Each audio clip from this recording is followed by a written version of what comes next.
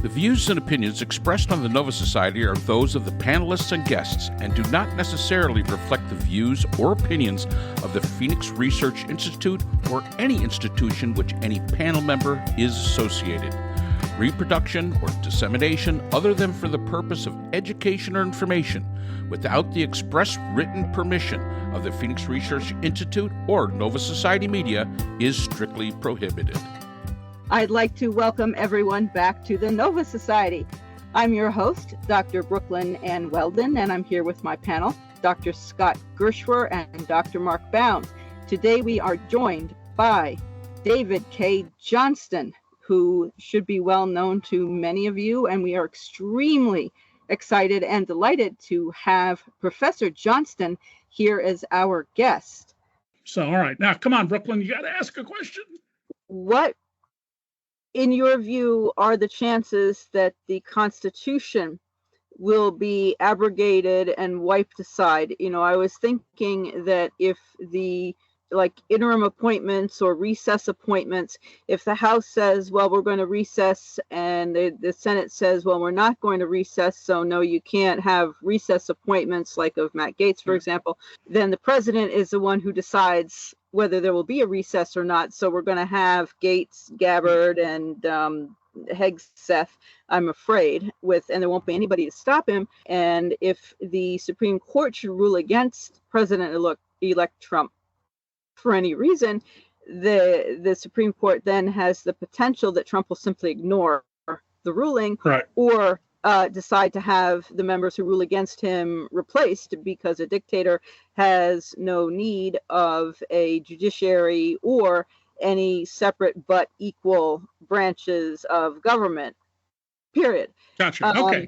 So let me simplify this, and I got your point. Would you expect replacement of blue state governors who stand against Trump? Would you expect the enemies within, to such as anybody like ourselves who might be critical, to be put into custody? Okay. So let me start with the first part. Donald Trump has asked the Senate to allow recess appointments. I think that John Thune, the Dakota's senator who will be the new majority leader, has made it clear he doesn't like that. It just makes senators an appendage to Donald Trump. This was a loyalty test, an obedience test, and Donald Trump appears is not succeeding with that test. That doesn't mean he won't in some future matters where they will bow to him, just as Speaker Johnson from Louisiana bows to Trump all the time. It's his reflexive action. The deportation movement will be more show, at least in the beginning, than substance. And keep this in mind. If Donald Trump deports even 1 million people who are in the country, either without permission or limited permission under what's called parole, many of those people have American-born minor children. Thomas Homan, who's coming in to be in charge of all of this, says, we're just going to deport the whole family. You can't forcibly deport an American citizen, even a minor. Now, maybe the courts will rule, yes, you can, but as of this moment, you can't do that. If those children, and if I were a parent, I'd probably tell my 8-year or older minor child, Dad's going back to wherever, but you're staying here. That's why we came here. Those children will become a burden on the taxpayers through the foster care system. It'll be on the books of local governments. So your house property taxes or sales taxes will have to go up. And when you put children in the system, the likelihood that they will become dependent on the state, that they will have health problems, that they will engage in some criminal behavior goes dramatically up. Because as a de facto parent, the state in America, in every state, has been an abusive, horrible parent.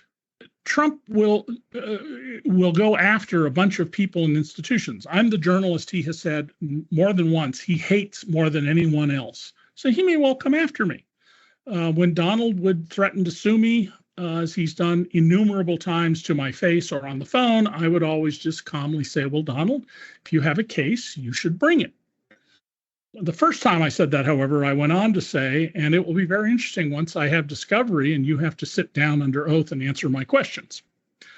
He got the message from that to some degree. He can't arrest governors. We have a federal system. States are co-equal with the federal government except where the supremacy clause applies.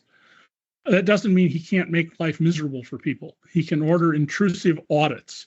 He can do a variety of funding or withholding of funding mechanisms. To the extent that he goes too far, the public will punish him. So the 2022 congressional elections will be very revealing of how much Chief of Staff Wiles, I'm sorry, Wiles, I don't have her name straight. Say it again. Wiles, yeah. Wiles, I'm sorry, thank you. Wiles is able to corral Trump and focus him on things. Donald is a very feral creature. If he's threatened, if he's he's like a fox who gets cornered. He doesn't just give in. He doesn't stupidly attack. He figures out a way to escape. And so there's going to be a lot of trouble over the next 2 years for sure. If Donald is still president, if he hasn't been replaced by J.D. Vance with the support of the cabinet and the people who foisted Vance onto Donald Trump, in 2028, he may well hang on. He just said the other day, the biggest mistake he made was in 2020, I shouldn't have left the White House. Exactly what I predicted. By the way, my batting average on Donald is a perfect 1,000, 1.000, with one little asterisk when he was having to put up money for the civil judgment in New York, the $500 million. I said that if he couldn't get a bond, he probably would file a strategic bankruptcy. He did get it. So with that little asterisk, I have a perfect batting record on Donald on my predictions about his behavior. Donald believes in his own mind that no one is fit to be president but him. He believes this. This is not, you can see it as delusional. And there's one last thing I should leave you with about this. Bandy Lee was a tenured professor of psychiatry at the Yale Medical School. I knew her. Bandy reached out to me and said, Donald's mentally ill. And her field of work was how the mental illness of a leader can be transferred to followers the same way that germs, bacteria, or viruses can be transferred. And I think it's a brilliant insight, and a lot of people in the psychiatric and psychology community buy into this. Yeah, we're hoping to have her on. Well, I have incredibly high regard. For 7 years, or 6.5 anyway, I was the only publisher who would publish Bandy Lee. I was the publisher and co-founder of DCReport.org, a little tiny, $3,000 a month budget news organization, and we broke a lot of the biggest Trump stories. Often didn't get credit, but we broke them. That's where we broke the story of getting Donald Trump's tax return, which a lot of people wrongly think Rachel Maddow did, even though 9 times she said, we didn't break this story, DC Report did. Nobody would touch her. We did 40 stories either by her or about her.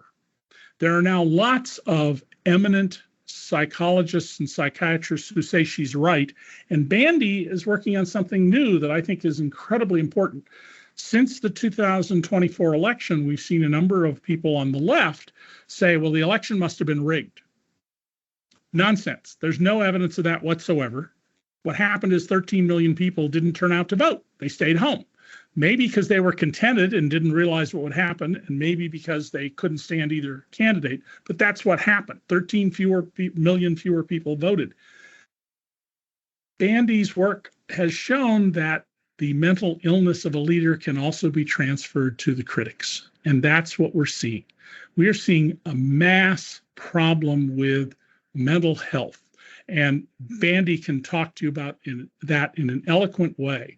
That is such a dangerous idea that Yale fired her, a tenured professor, on the grounds that you haven't seen the man, you can't diagnose him. And my answer to that is every one of us in this panel and people listening has met somebody where they walk away and go, that person's nuts. There are variations of mental illness, from somebody thinking you're an alien with horns to just not being able to interpret things in a sensible way. You don't need a degree in psychiatric medicine or psychology to tell when someone is nuts. Donald is nuts. He's always been nuts. And we need to get that across to people.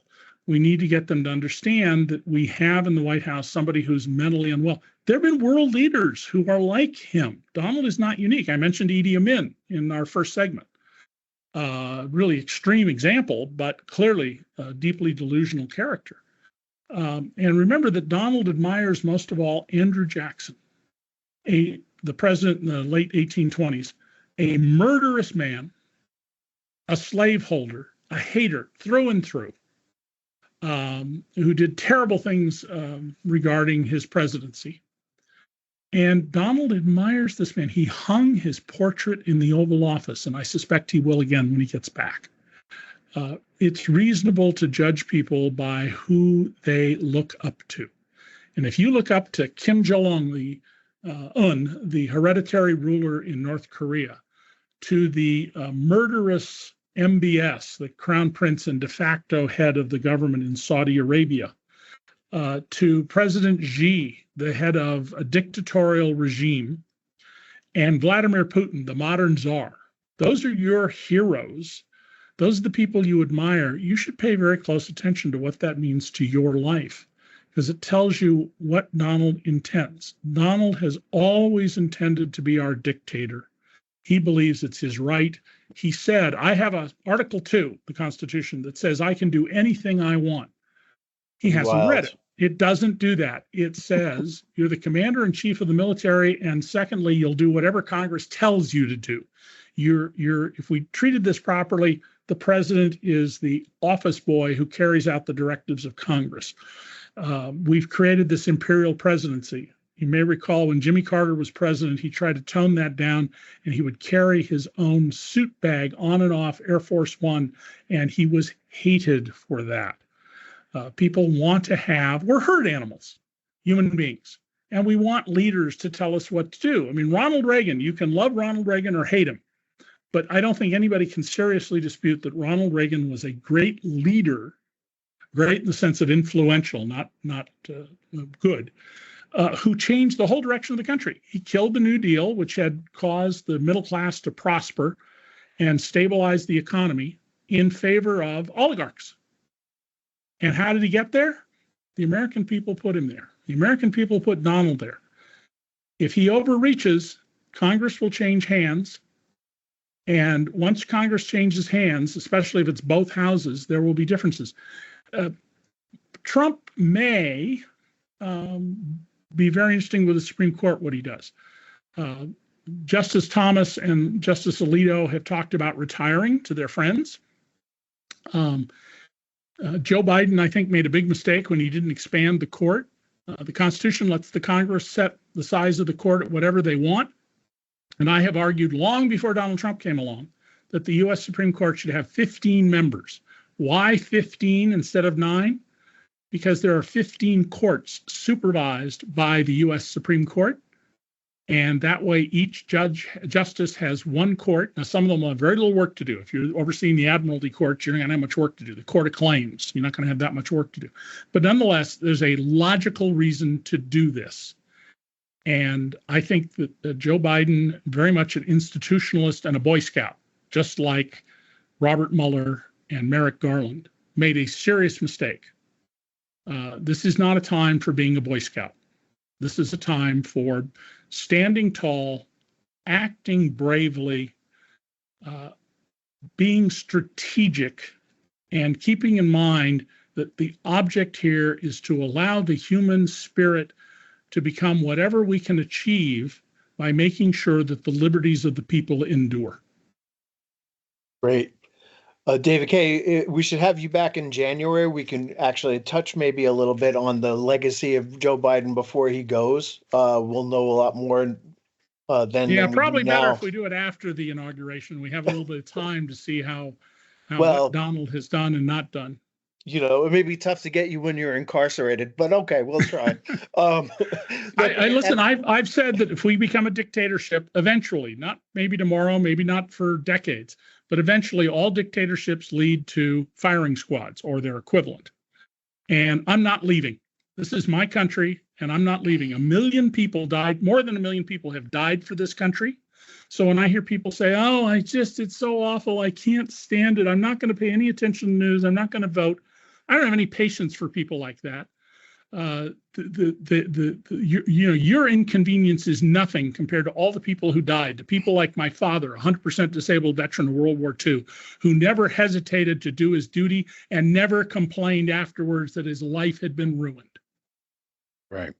Well, I have to admit that on previous podcasts, Scott and I have pined over the fact that, maybe this is a great excuse to move to the Virgin Islands. It gave us a great excuse for that, but I agree with you. British or American? British. At this point in time, doesn't matter. It really is. My Scottish citizenship. There you go. It was great having you on. It absolutely was. And like Scott said, we've got to have you on again. Bandy we're trying to work out a schedule to get Bandy in because we're very interested to hear what she has to say. And I think that this is going to be an interesting 4 years. Try to remind everybody it's really only 2 years because you're going to have a lot of things come up in 2 years and everything might change. But let's see how it works. Or it might get worse. It might get a lot worse. You know what? You got to hope. You gotta hope at least a little bit. Yeah. David, thank you very much for your time. So at the risk of being insane, Mark, you and I like to make bad predictions. I'm going to make one here. Susan Wiles lasts through March, maybe at the most. Through March. Out by April. You see, David, you're 1,000. We're 1,000 too, except we're on 1,000 being wrong in our predictions. We're just horrible at it. I think Susan Wiles will last longer than that. Saturday Night Live, last Saturday night, had a great opening of the Weekend News with Colin Jost. They put up pictures of Seth Hegseth for defense, Matt Gaetz for Justice, and I forget who the third appointee was. And the opening line from Colin Jost, Mr. Scarlett Johansson, was, Donald Trump announced the people he's going to fire in April. I like it. Something close to that. I think she'll last longer than that, but everybody will come a cropper with Donald. Elon Musk keeps getting out in front of Donald, and Donald doesn't want anybody to cast a shadow on him. Sooner or later, they'll come apart. David, again, thank you very much. You take care. Bye-bye. Thank you so much, David Cay. David Cay Johnston. See you, Brooklyn. Johnston, yes, thank you. Happy holidays. Take care. Thank you. Bye-bye. Thank you. Bye-bye. So that's all the time we have for today's episode. The Nova Society is a production of the Phoenix Research Institute. We'd like to thank our sponsor for this episode, the Journal of Interdisciplinary Conflict Science. The JCIS is an open journal for upcoming scholars.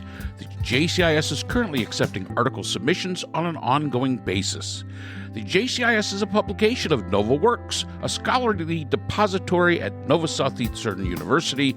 A link to the journal is in our description. We'd also like to thank our podcast partners, Buzzsprout, who hosts the Nova Society, Audacity, who is our editing partner, and Podkite, who does all of our analytics. We'd also like to thank iHeart Radio, where people get their music and podcasts, Apple iTunes, the largest source for music and podcasts on the internet, Spotify, the most popular source for the Nova Society. The Nova Society is available on all these and other quality platforms mentioned in our description. We'd also like to thank our listeners. Without you, the Nova Society would not be possible. If you have a comment, a question, or would like to be a guest on the Nova Society, we can be reached at nova.society.podcast@gmail.com. Always remember, the power of society is knowledge. So for Dr. Scott Gershwer, Dr. Brooklyn Ann Weldon, Dr. Priscilla Hobbs, and all of us here at the Nova Society, I'm Dr. Mark Bound. Be well, and we hope to see you again next time.